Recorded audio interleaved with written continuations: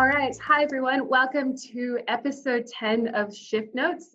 We have a really exciting guest with us today who is outside of the hospitality industry, but we're really pumped to get on board because we believe he can offer us a lot of really cool wisdom and experience around the topics of leadership and coaching, and even share some of his own personal career experiences as well. So I met Jared Tuoro through Healthy Hospo, through some of the wellness experts that we work alongside, and he's done some coaching and leadership workshops with us. And so we thought it'd be really cool to get him on the podcast as well and get him to chat a little bit about his own experiences, and hopefully we'll learn a lot today. And yeah, really pumped to have you on board. So thank you for taking the time out of your day to join us. Thank you, team. Yeah, Laurie, thank you. Yeah, really cool. Always love sharing the corridor. Great, awesome. So we're gonna kick off today and just find a little bit about who you are and where you come from and what you currently do. So give us the rundown. Sweet. Quick rundown is I only ever went to school to play rugby and eat lunch, and was just passionate about wanting to play footy, and we chased that footy dream. And we got to play a couple of games for Auckland at the time, and was on the verge of that professional kind of contract and career. And then I injured my neck, so I had a career-ending injury there at 22, which was a bit of a shock because all I'd ever thought of and done was wanting to be a rugby player. So when that happened, it was like, oh, heck, and probably a few other swear words in there. But what do I do now? What do I bring to this world now? Because it was only ever rugby, and I did what I only knew how to do, which was rugby. So I worked in rugby, and for the following, I think it was 5-6 years, we managed to just work our way through organisations and jobs and roles, and ended up at New Zealand Rugby here or down in Wellington for 5 years. So for someone who wanted to be an All Black but wasn't, ending up working down there at headquarters was probably the next best thing. That's pretty amazing. And since then, you've kind of gone on to do a lot of leadership work and things, and we've experienced your coaching ourselves. So how did you get into the leadership and coaching sphere?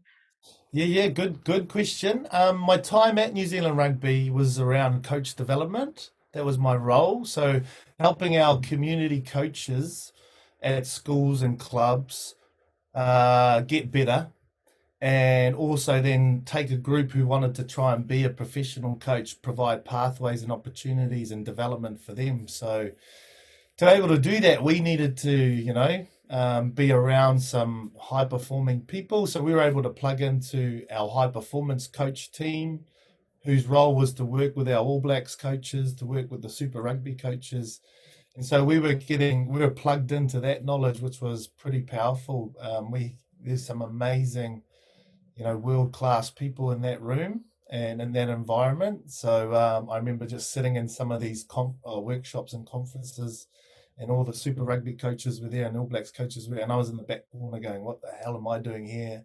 I was ready to roll out the tea and coffee, So we just learned a lot through that, and we applied it in our context, in our space, and probably just saw the opportunity that a lot of other industries and organisations weren't doing in sport, or weren't getting in sport. I thought we were really lucky in sports, particularly rugby. New Zealand's kind of, most popular game.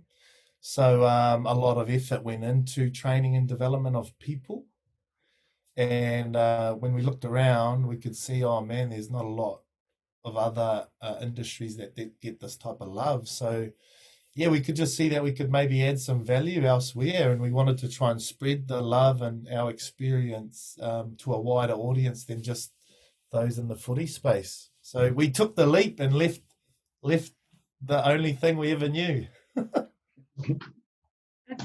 You're totally right. That's amazing. I mean, particularly we've had this discussion a lot through our podcast in hospitality, that we feel that there isn't enough leadership or coaching going around, and it's an industry that could really use it because you are under so much high stress, high pressure environments. You have to be performing a game, people face on, Yeah. all that kind of stuff. So I think we're going to ask you a lot more about that. But before we get into that, the other question I have to do, so you're doing a lot of work around coaching and I guess, and helping people develop better leadership skills and, develop themselves. What do you currently find is the most rewarding part of your work? Oh man, just helping people break through from breakdowns. Breakdowns being challenges that they're facing in life, example or situations in life where they just feel stuck and helpless, that they can't feel that they feel that there's no way out, and kind of lost hope. That could be with relationships, that could be with health, eating, that could be with career. Because in my journey, when I left rugby, everything that I knew, I had this massive train crash. Life just collapsed on me. And when I started to discover why, or why I felt that way, there was some real key insights into why I felt so helpless. And it wasn't the truth, right? It's just how we were feeling and what we were thinking. So we're now able to share how to overcome those feelings and situations with others, and that's probably the coolest bit, because there's freedom on the other side of that. When you feel like you've gone from being trapped to not being trapped, you're like, wow, okay, I'm not stuck under a rock. My goodness, I want to find out more about that. Yeah, that's awesome.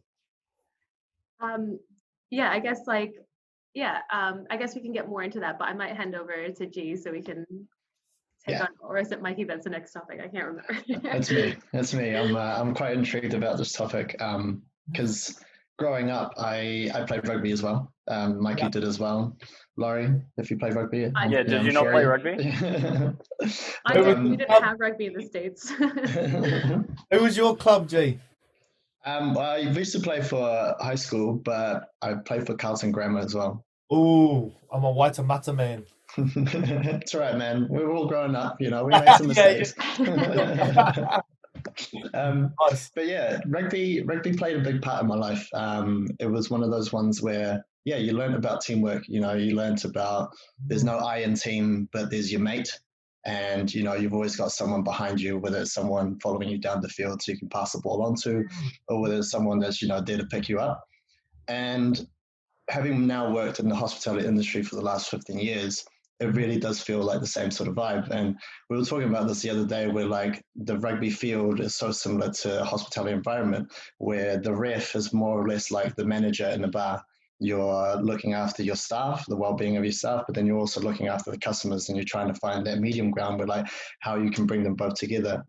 There's obviously a lot of similarities between the professional sport in general and hospitality, the high pressure. And you've clearly worked in a professional environment for such a long time, which involves really kind of being under the pump. Like, what helps a team thrive even when under pressure, you reckon? Yeah, man, such a good question. And again, just feel so privileged to be involved in rugby, and New Zealand rugby particularly, because that was their goal as the All Blacks, particularly as that team, and all the other high performance teams in there with the Sevens and the Women's and the Black Ferns, was to ultimately they're measured on how they perform under pressure, key moments, gold medals, World Cups, right?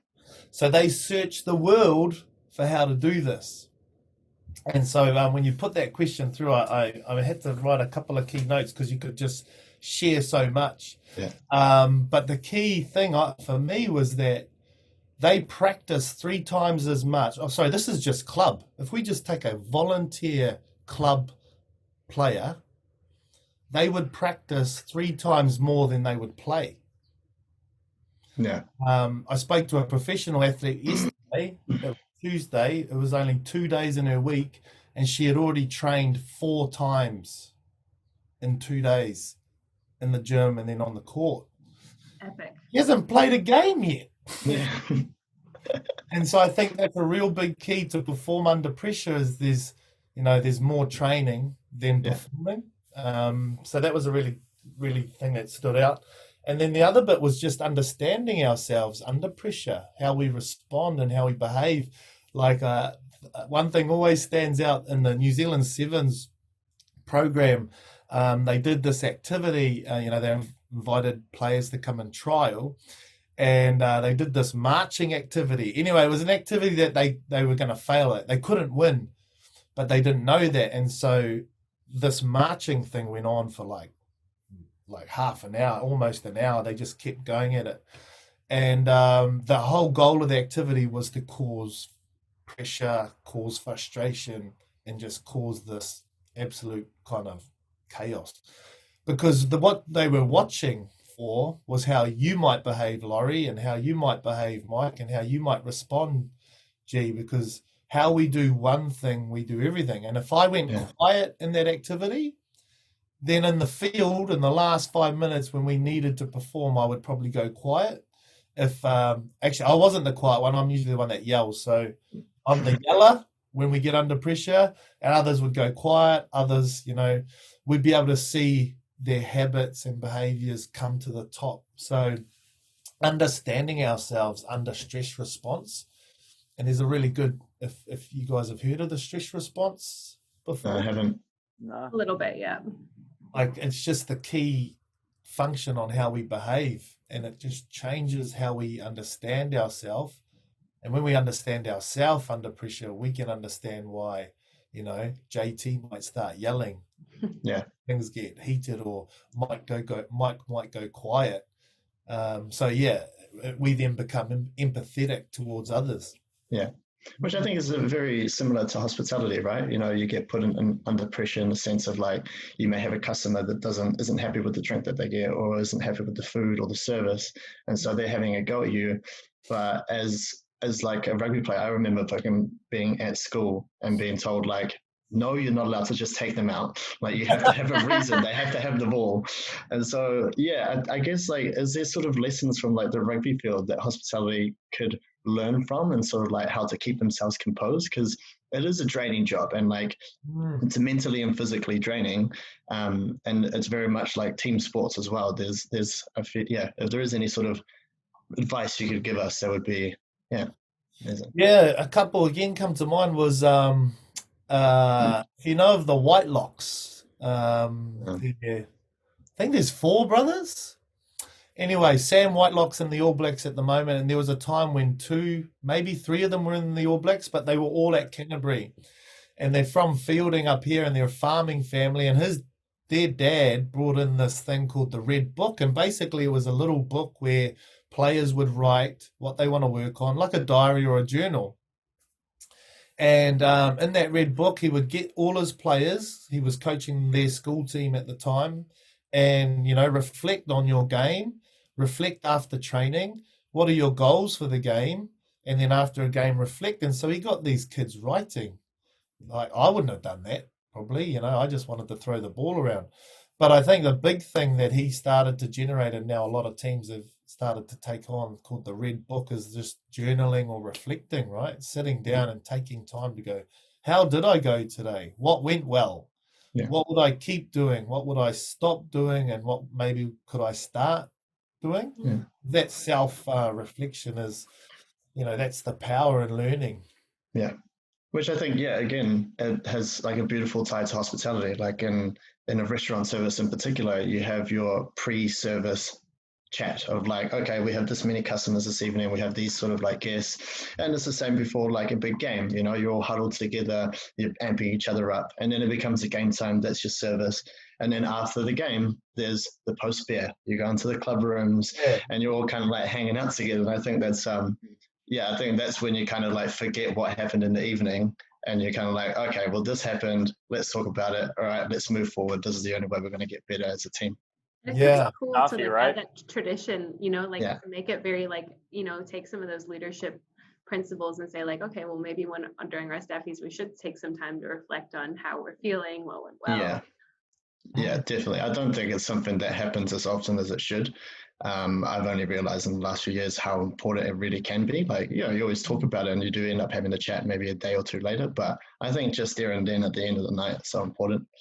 And in that chance too, when you're in a set, like if it's us for even, there's also a cool opportunity to create a tighter team culture or connection, whatever you want to call it, by getting others to go, right, well, what do we all think Mikey did well tonight? And like, when's the last time you've been told? Well, we're not told a lot what we've done well by others. 100%. And then all of a sudden, when you've got all these things that other people are saying that are well about you, you're like, oh, wow, okay. That's bloody awesome. Just quickly, example of that, I had a conversation with the Silver Ferns captain and with the Central Pulse. They did an activity before their final that they had in netball, and they all wrote something nice or that they were admiring about each of the players. So there's, 12 in a team maybe. So they all got 11 things from 11 people on what they, valued about themselves. Like when was the last time you got 11 notes? So you won. That's a good call. And you know what, Mikey, you did a really great run yesterday. So. Oh, thank you so much. Mikey, your bird's looking great today. You're well groomed today. Thanks. Gee, you spilled your coffee nicely and you didn't yell. I kept my cool. Thank you very much. I wasn't going to say anything. I could have just let that slide. But you go. One little piece on this last question for me. I mean, I guess the whole premise of what we've just talked about is what shift notes is like.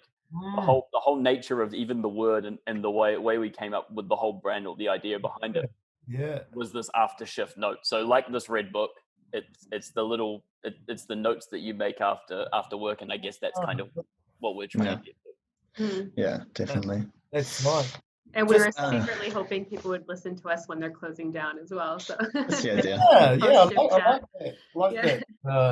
like that brand. Yeah. Just one, I got another little question that I wanted to ask, and it was based around confrontation. So throughout the years of working hospitality, I've been quite lucky to have been involved with a few different brands. And one brand that sticks out in my head is Santa Teresa rum. So this rum is Venezuelan rum, and they have a program called Project Alcatraz, where they, through the means of rugby, they help rehabilitate ex-prison inmates, people that suffer through mental health, and people who are just having sort of like a really tough time. And so like through the means of rugby, they've been able to kind of like rebuild these people's lives and help sort of like maintain their confrontations throughout their lives and sort of like their high stress situations all through the means of rugby, because it makes sense, right? It's like you're being thrown into a scenario where you have to work with other people and not think on your own sort of scenario. Throughout your career and like what you've done, like helping people, like how do you and the players you've worked with maintain sort of like cool and calm and like these pressure points? Oh man! First of all, that sounds like a mean project. That's really cool. Really cool. What country was that based in? So they're from Venezuela, but I became really connected with them when I was living in the UK. The global brand ambassador is a very good friend of mine, and we worked together on helping the community as well. And we ended up working with a charity called the School of Hard Knocks in the UK, where we hosted a rugby tournament. But again, it was just more of like, let's get bartenders out of bed at 11 o'clock in the morning so they can go out for a run, and then we'll have some drinks after, or we won't have some drinks after, but there'll be food, and we'll just kind of have everyone just kind of outside in the fresh air. But yeah, just kind of learning about their programs and their values in Venezuela, especially like how hard it can be over there with sort of like the drug problems and the sort of like mental health problems. It's really insightful working with them. So I think your question was how can we create more? So like how do you and players you've worked with maintain cool and calm in these sort of pressure points, or like pressure points in general? It just comes back. I mean, there's a lot of tools. First one is going back to understanding self, that when things get heat or hot in the kitchen, how do I respond? How do I know my triggers? Because when I know my triggers, I'm aware, and then I can stop it before it starts to snowball. That's a big one, self-awareness. Second one for me that I found real powerful to staying calm is this thing called a compelling future. Yeah. And so if I just talk you guys quickly through this scenario, we're all going on holiday tonight, say, as an example. Picture what that event might be if it's a 10-day boys or girls weekend in Queenstown, or it's a celebration 4 days 50th. It's an event that that night before you go on holiday, how do you feel? Super excited. Yeah, Excited? just over the moon, just like ready. Yeah. Over the moon. So You got a much smile on your face. contemplation. What was that, Mikey? So much like contemplation of what's going to happen, what you're going to Yeah. get up to. Yeah. Yeah, and gee, a smile just came on your face already. And so when you walk into work, a compelling future is exactly that, because you walk into work the next day and you're on a different level than everyone else. Say, like you've got a skip in your step, and everyone else might be looking at going, "Oh, why are you so happy?" Because in this world, we're not supposed to be that happy, right? And you stand out when you are. So that's having a compelling future. Now, let's just say we get to lunch, or as you walk into your workplace and people start requesting stuff off you, and they might even demand things, and they might go, "Hey, you're supposed to have this report done," whatever it might be. If you've got this compelling future that you're having walking into that night, that kind of conversation's gonna go like a water off a duck's back. You're like, yeah, I'll get that to you. I'm off tonight, not really. Are you brushing it away? Now, say you come to lunchtime and the boss calls everyone in and goes, "Right, I know you've all got plans, or but I really, and actually we all need to stay for the next 48 hours." And you're like, "Oh, no, I got leave. I'm out of here tonight." And then he goes, "No, that includes everyone who's got leave." And I know that legally that won't be able to happen, but let's just sit with it. Let's pretend that compelling future was taken away and you're now going to sit here for 48 hours and do the work. How do you feel about that work over the next 48 hours, if you were sitting there? Yeah, you'd be pretty gutted. And I guess the sort of like work output that you would be putting in is probably not as positive as you'd kind of like hope or do in a regular, I guess. Yeah, there'd be a lot of dragging feet, eh? You're in a completely different mindset.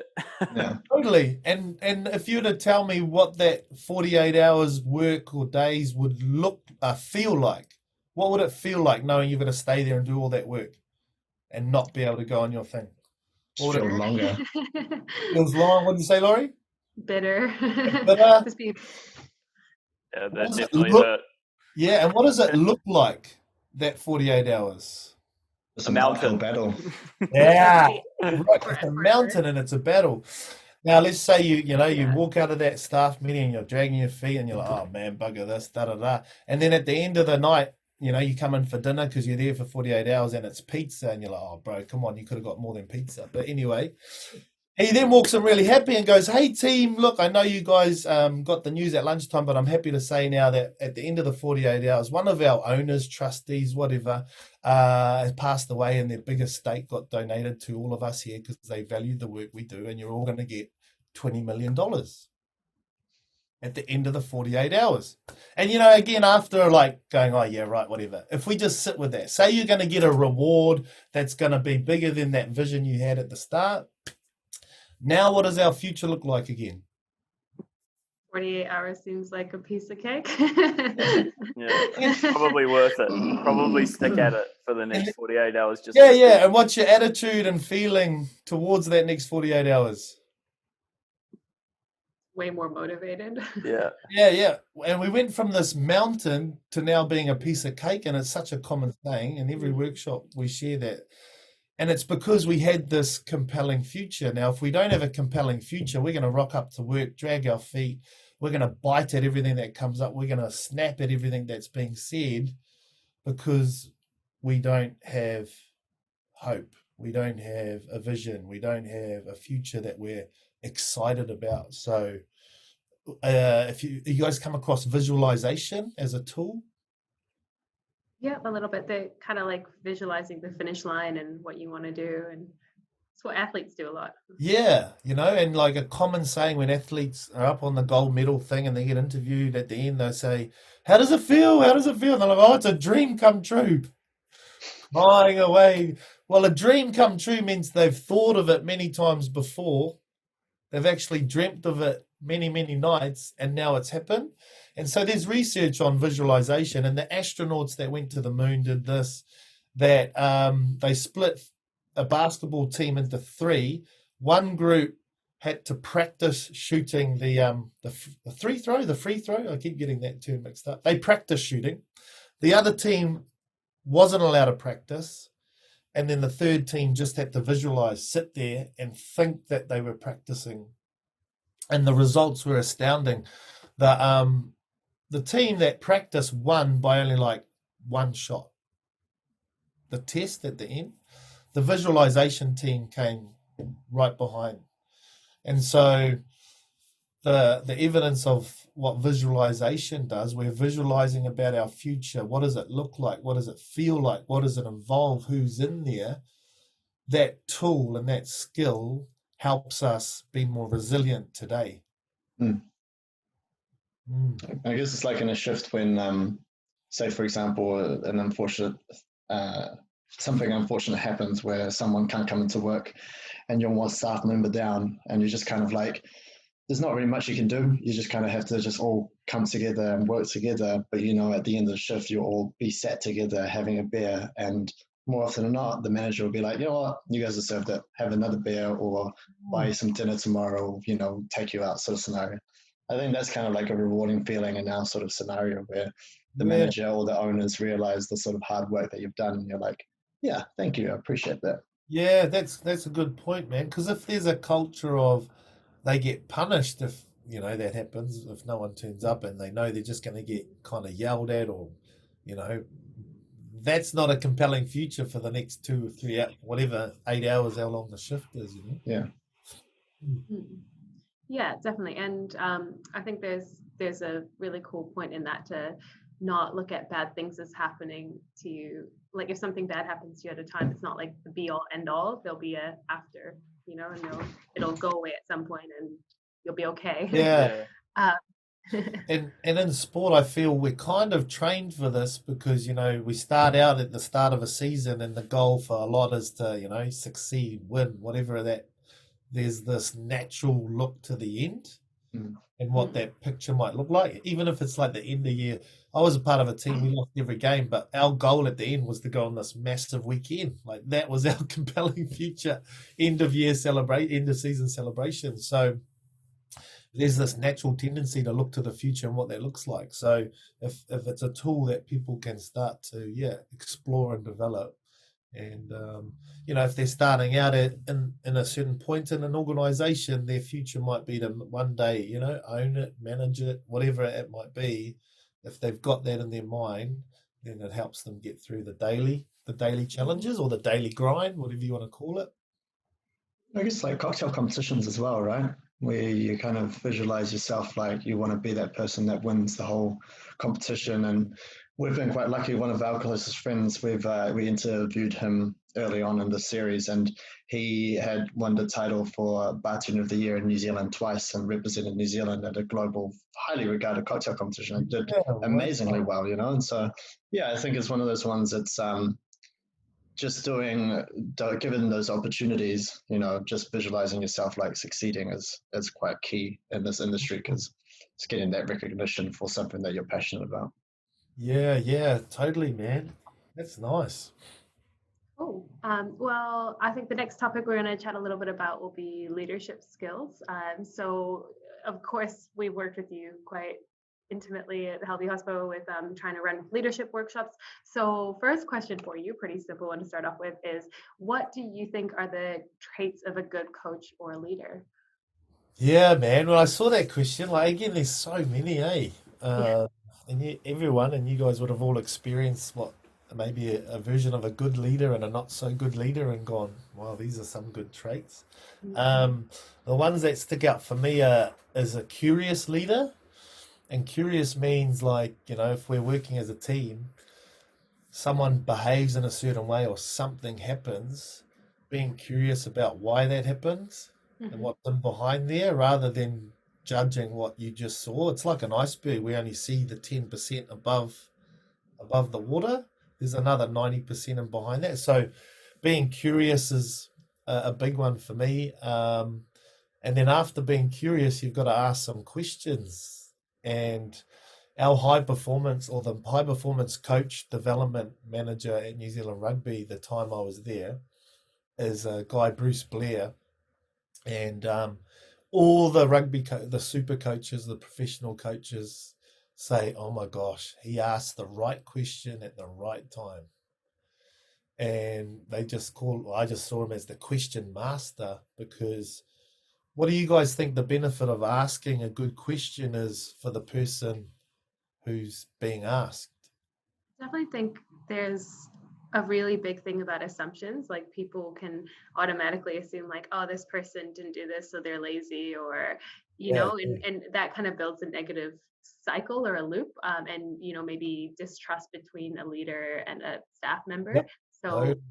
whereas, asking questions and clarifying, because ultimately, like, I find this happens to me all the time, but I'm like, ultimately, I can't read your mind and you can't read my mind. So unless we talk about it and find out, then That would be a superpower to have. Mm-hmm. Like Laurie said, it's the tip of the iceberg, right? You only see this part. So if somebody, for instance, in a bar stuffs up a drink and it keeps coming out the same way, and you're like, well, actually, it seems like they've stuffed it up over and over again, but actually it could be something back of house, or it could be another piece. So it's always good to ask those questions, right? It's always good to kind of dig deep. And maybe they're dealing with something that you don't know about, exactly. Maybe they hate you.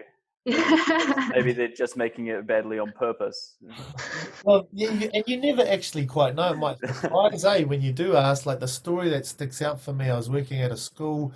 These 3 kids walked in late. I was at the gate, and they had the wrong uniform on, but they walked in. And I suppose there was a reputation of them of always being late and not being in the right gear. And as soon as they walked in, a teacher came out and just started bollocking them. You're late. You got the wrong gear on. Get to the office. And they then get upset. And then another teacher in the office started chatting to them.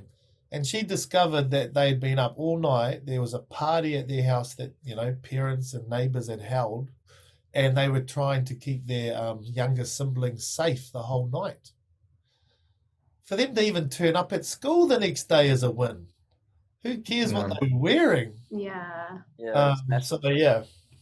And how do you feel if you walk through that and then turn up and someone just starts yelling at you? It's not welcoming. It's not it's not a warm environment, Totally agree. So I guess on that topic of, I really like the idea of being more curious as a leader. I think that's really cool. I guess my next question for you would be, if someone in hospitality wants to build and improve their leadership skills, what could be some actions they could take from your perspective, apart from obviously rocking up to one of our workshops? Haha, nice. I'd like to just do a quick whip round. What do you guys reckon? What's the one action they could do, G? Sorry? What's the one action you think they could do to build their leadership skills? What's your one word, 1 point? Listening. Was it? Listening. Listening? Mikey? Yeah, I was going to say. Nice. Listening. Laurie, what would yours be? Yeah, I think listening and learning would be. Yeah. Totally. I love that. And listening's definitely in there. And to add on top of listening is get a mentor, get a role model, someone who's been there, done that. And the story that I will never forget was sitting at New Zealand Rugby at this lunch thing, and the All Black coaches were talking to the staff, 100-odd people, just sharing about their upcoming journey. And Gilbert Anoka, if you've ever heard that name, he's like the mental skills man guru for the All Blacks. He's the longest serving All Black member. He's been to more or involved in more test matches in the All Black environment than Richie McCaw. He's been around a long, long time. And he was telling, I was speaking to my coach the other day, and I was telling him how we'd won the World Cup twice. We'd been top of the rankings for on average for 90% of the time. All Blacks are regarded as the most successful professional team out of any professional team, soccer, basketball in the world. So he's rattling off all these achievements. And his coach said, good start. I was like, what? His coach said, that's a good start. 15 years of work, and his coach said, that's a good start. I'm like, oh my God, but that coach is on a different level.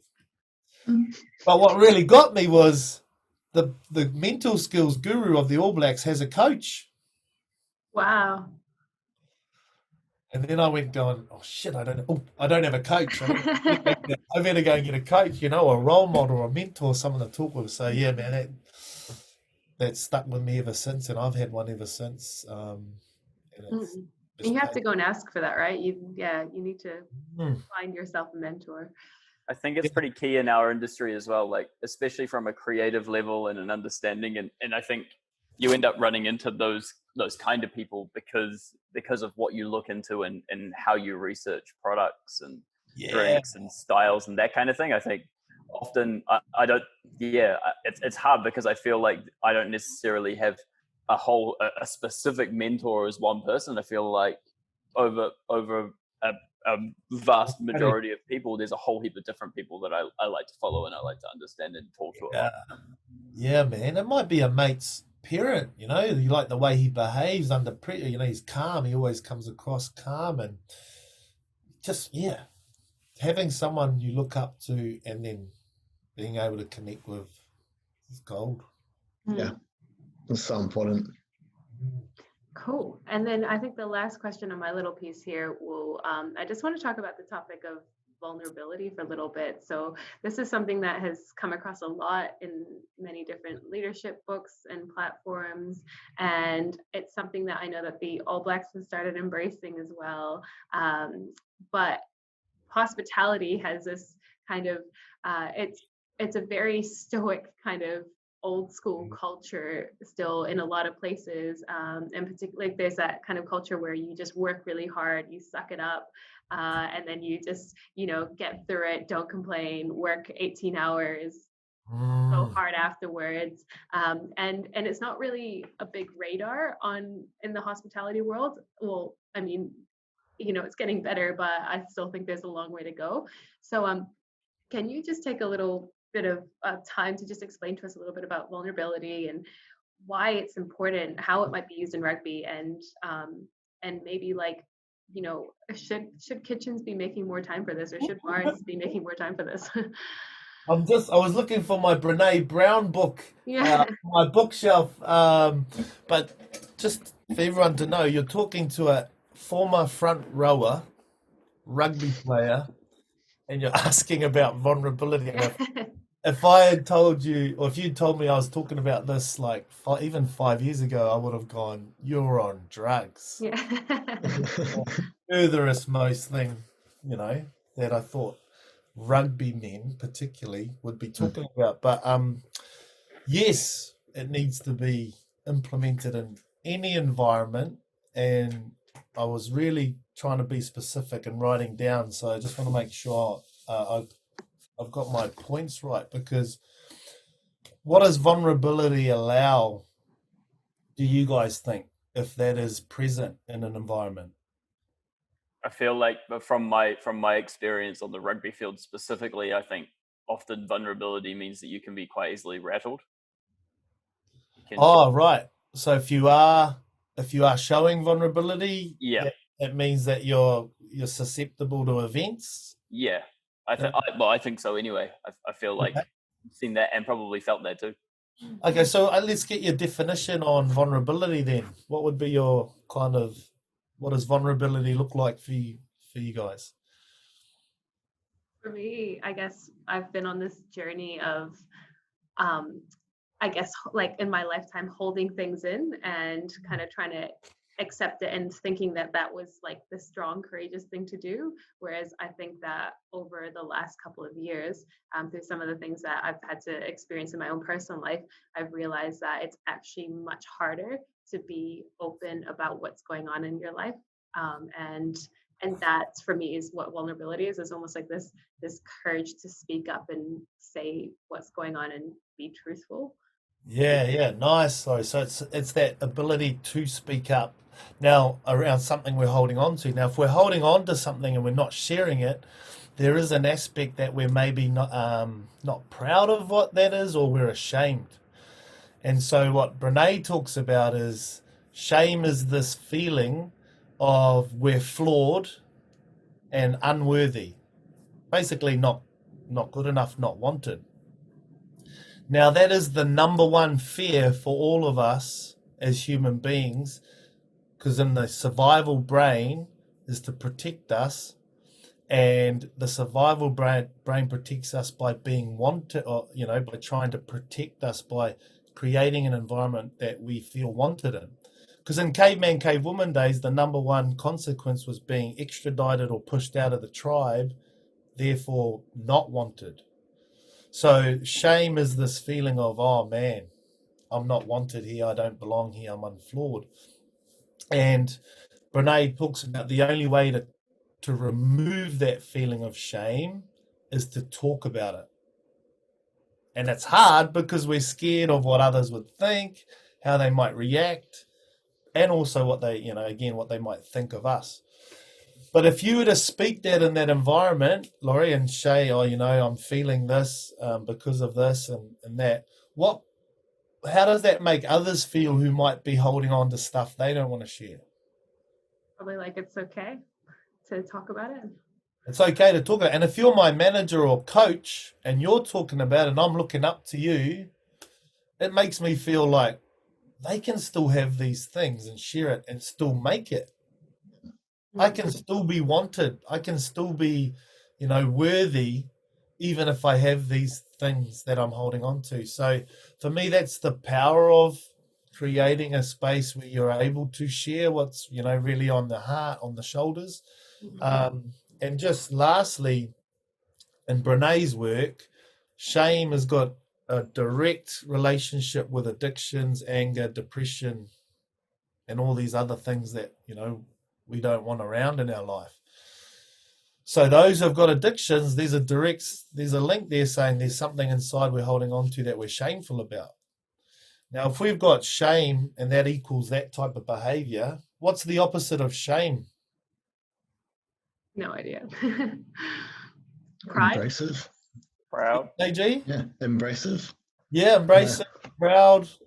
So shame is, remember that feeling, you're flawed and you're not worthy enough. So the opposite could be love. You are enough. You are great. You are actually special and unique. So if shame gets you behavior like addictions, anger, depression, what behavior would love get if love is opposite to shame? Happiness. That's a feeling. Cooperation. Yeah. So the behavior would be things like, man, cooperation, just like that thing like compelling future. Let's just go and let's just do this. So Brene's other quote is, as soon as we feel our value, which is as soon as we feel loved, you are part of this team. We need you part of this team. Then we stop hustling. We stop trying to work so many hours to prove ourselves. That's a hustle. We stop,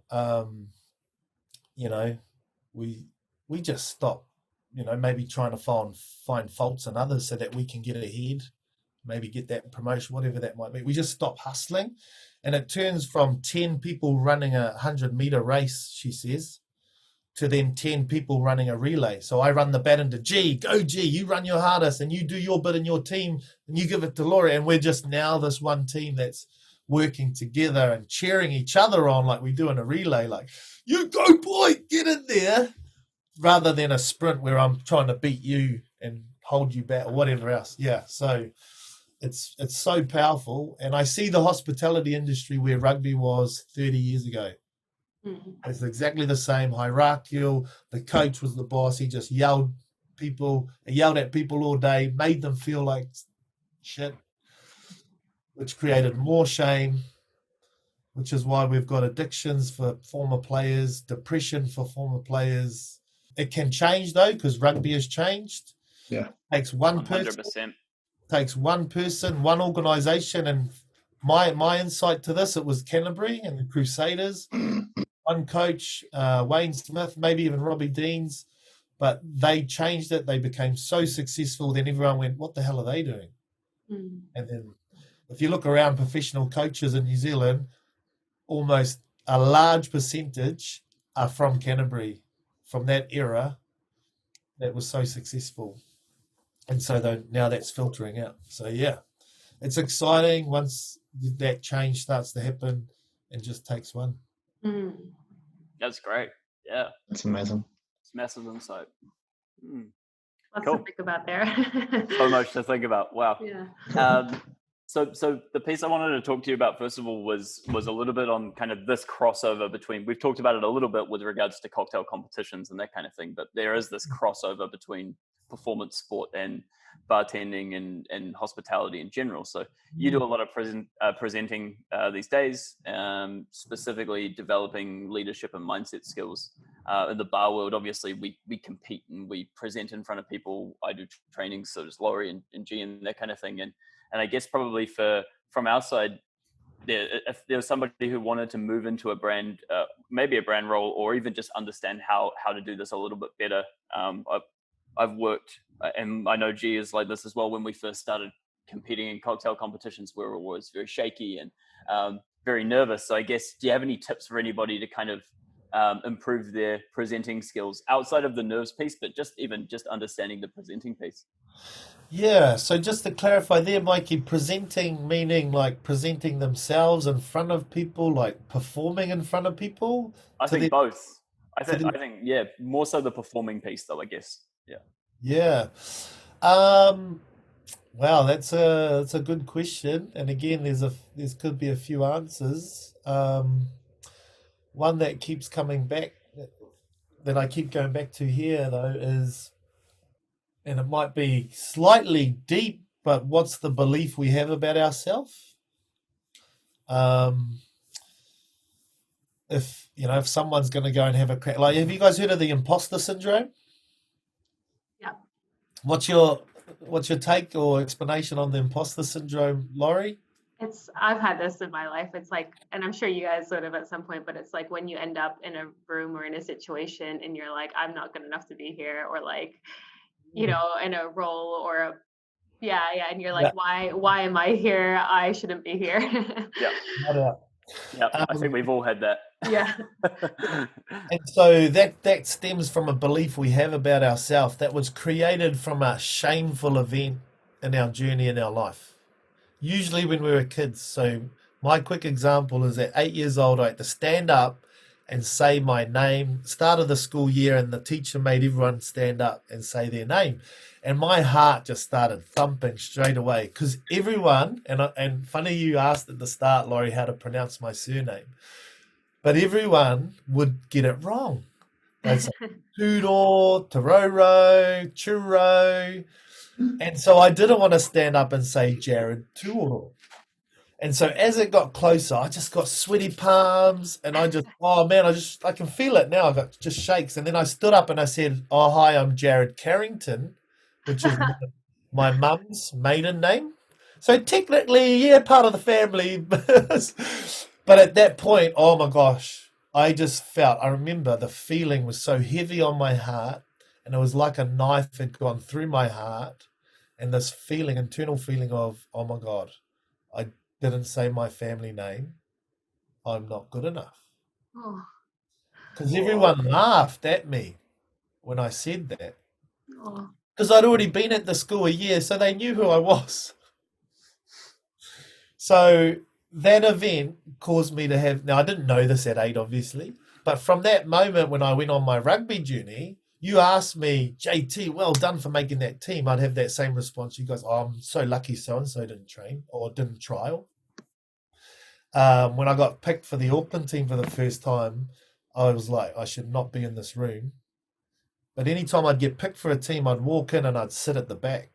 So if you've got this belief or say you've got these glasses on that are got a lens that says you're not good enough, what happens if the coach comes to talk to you about something?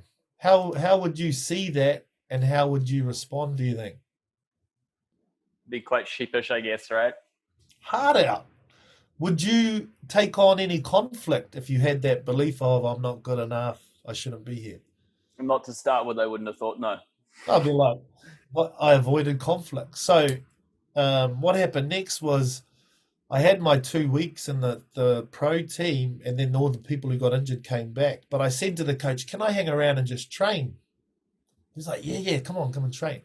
And then the following week I was sick, and I didn't want to ring him to say I wasn't coming in because I'm sick, because I felt like I was a burden. I felt like that it would annoy him. I felt that he had so many other players to worry about that he didn't worry about me. What view is that coming? What view are those thoughts coming from? Definitely not anything truthful. Like, Mm. yeah. The view of I'm not good enough. I shouldn't be there. These are where these beliefs are coming from. So I didn't ring him. What would you think, G, if you were the coach and I didn't turn up and I didn't let him know? I'd be, yeah, if I was the coach, there'd be a sense of concern, just like, was it something that we did? Did we not feel that person, make a person feel welcome? Yeah. You put it in his court, I guess, and I guess there's a certain amount of like, oh, if you'd been performing previous to that as well, then it's definitely a huge concern, right? Yeah, and also as a coach, there was also this. Well, he didn't ring.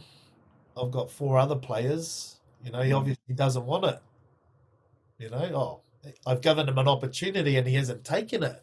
Hasn't kept in touch. So I just kind of relate that to if someone's about to step up into the arena, as Brene talks about, and perform and present, identify what some of that internal belief is, and it's always wrong, right? It's just created, and change the belief through affirmations. It's another tool, and through talking about maybe what they've been holding on to help release that, that pressure, and be vulnerable to talk about it, and their performance will go through the roof. I've seen it too many times to deny it. They will exceed expectations every time. Yeah, that's awesome. That's such a nice insight. I guess the trainings that I've ever done, and I'm sure yours are relatively similar, Laurie, for bits that you've done through work, and they're always very straightforward of specific styles of presenting and who to look for, and the deaf lady at the back of the room, and all of that. And it's really nice to hear from like a mindset point of view, for sure. Definitely. Cool. Next little piece I wanted to cover was a little bit of work-life balance, and I guess it's something that we actually cover with everybody we interview. So, what do you think the keys are to work-life balance on the whole, and maybe what are some of the pieces that you do to maintain a work-life balance yourself? Oh man, I'm smiling because this is still always a work on, and tell us about it. You've got 4 of them. Again, I love this cliplet of Tim Ferriss. Have you guys come across Tim Ferriss at all? Rings a bell. Yeah, a kind of author in the New York bestsellers, was a podcast. And he said on this podcast, if you were to come and watch me, you'd be quite bored because I do very little. And I was like, man, he makes a bit of money. He's quite, he's a celebrity and he does nothing. What the hell's up with this? And so the question that kept coming into my mind is, well, why am I unbalanced? Because we all know what it takes to be balanced. We need to do a bit of everything. We all know what it takes to be healthy. We eat better, eat less, do more exercise, move more. Mm-hmm. We all know the answers, but it's what's keeping us from doing the answers. And for me, it comes down to what we think of ourselves and those internal beliefs. Again, going back to the vulnerability piece and the event that maybe happened in our journey that caused us to feel, I have to do it all. Because if I don't do it all, I'm not good enough. I feel that, on a daily basis where I used to go, right, when I leave the house with my 3 kids, the table has to be clean, the house has to be clean, I want to walk back into our whare, I don't want to see it clean. If I don't, I'm a failure. Well, where did that belief come from? And so when I see a lot of people who are working more than they should, there's a belief under there that says, man, am I good enough? No. Well, I'm going to have to do more work to prove that I'm good enough. If we truly value ourselves, like Brene says, we'd stop hustling.